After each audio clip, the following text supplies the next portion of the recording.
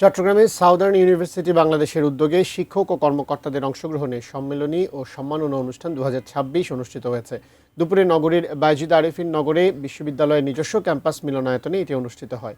বিশ্ববিদ্যালয়ের ভারপ্রাপ্ত উপাচার্য ডক্টর শরীফ আশরাফুজ্জামানের সভাপতিত্বে অনুষ্ঠানে প্রধান অতিথি ছিলেন সাউদার্ন ইউনিভার্সিটি বাংলাদেশের বোর্ড অফ ট্রাস্টিজ ও কেডিএস গ্রুপের চেয়ারম্যান খলিলুর রহমান। এতে শিক্ষা, ব্যাংকিং ও সমাজসেবায় বিশেষ অবদানের স্বীকৃতি হিসেবে সাউদার্ন ইউনিভার্সিটির বোর্ড অফ ট্রাস্টিজের chairman Alhaj Khalilur Rahman, vice chairman Mohammad Liaquat Ali Chowdhury এবং বোর্ড অফ ট্রাস্টিজের সদস্য আব্দুস সালামকে সম্মাননা প্রদান করা হয়। এ সময় বিশ্ববিদ্যালয়ের শিক্ষক ও বিভিন্ন স্তরের কর্মকর্তারাও উপস্থিত ছিলেন।